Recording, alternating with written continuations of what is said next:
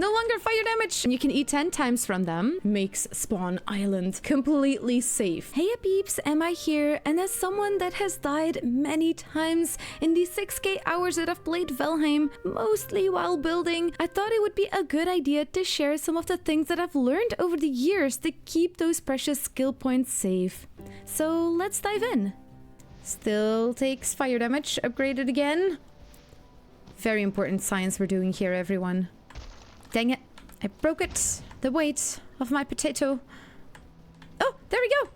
No longer fire damage, and we are at 26. Oh, yeah. I don't know why. I heard it from, I think, Norsen, that, yeah, if you upgrade it, I think, yeah, to the max. So, Drake helmet to the max, and no clothing, and then you can just step on fire and no longer be put on fire. Well, when you step on the fire, ayo! Then you can be hot without being cooked alive. Bonus. Very important. It's just a fire that takes damage, and I do still get smoke in my face. But if I were to wear the feather cape... cape feathers... Can I get the cape? Example. There we go. We're gonna fix it. Click. I do get put on fire again, and you take extra damage because you're weak to fire damage with your cape on. So, just something to keep in mind, because by the time you unlock the feather cape, you are no longer, like, that scared of fire anymore, usually, and stepping on fire when you're building, and usually when you're building, the feather cape is pretty handy too. So, yeah, take it from someone that has died to all of the types of deaths and fall damage, and then unlocking the feather cape and no longer dying from fall damage, and then it's from fire damage. So feather cape, be careful, take fire potion. Potato approved. Big time. Like, I often forget to eat and die due to it. Ask me how this grave ended up here. So if you have never tried them before, it's definitely worth checking them out. You make them at the fruit preparation table. It's super easy to make. Once you're in the Iron Age, you can make it. You need iron, fine wood, and leather scraps. And you need to have found the bog witch in the swamps. She's gonna sell like a whole bunch of spices that you can use. And that is gonna unlock all of these feast recipes that you can only place them down with the feast, or you need to buy it from the bog witch as well. And then you can place these down. And you can eat 10 times from them. And they gave a whole bunch of health and stamina. Or, well, a whole bunch.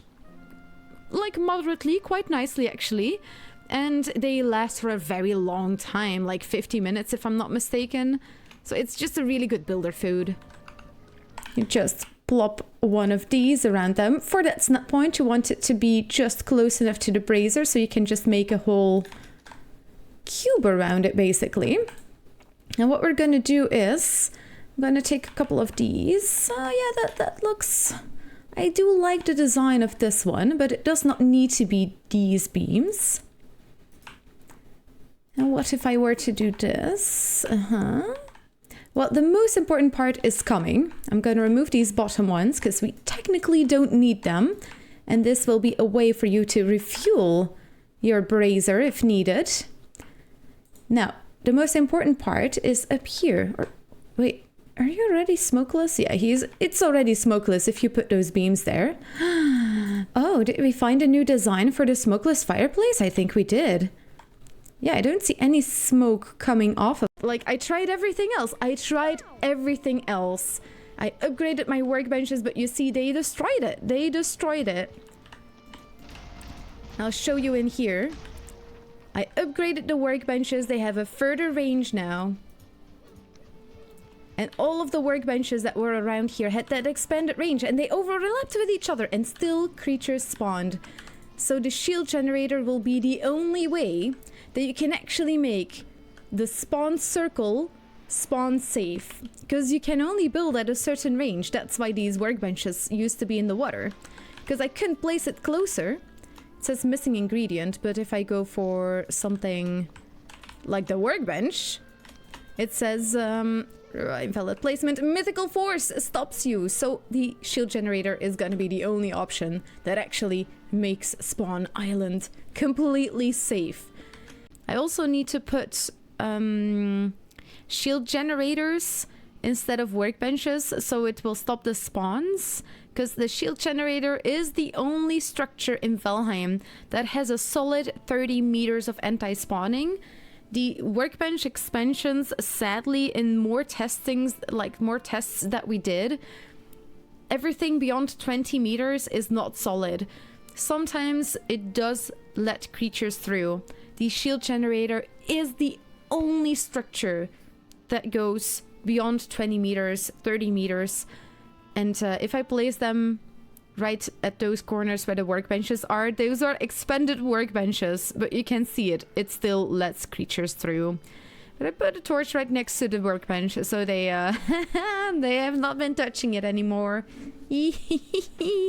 I have surrounded it with black marble, because that's by far the most solid way to encapsulate it. So you need to give it, as you can see, it needs a little bit of space around that kettle for the Aether to kind of escape.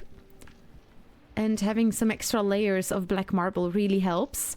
But that's why the wood is not getting destroyed at all.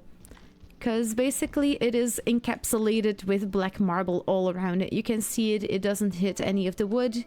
And this building is called a stabur. It is a very typical Norwegian or Scandinavian type building that was used for mostly for food preservation and like storage and that kind of stuff, as far as I'm aware.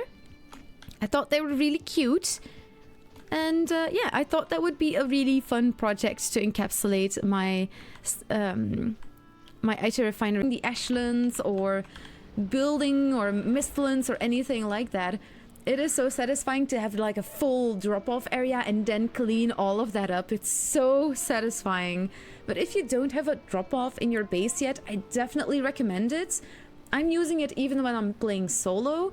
But when you're playing with a community, it's even better. Because people, like, sometimes they come back from exploring or fighting or whatever, and they're like, oh, I have a whole bunch of stuff.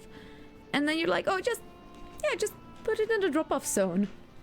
And then they don't need to worry about needing to organize everything in a specific box or something like that.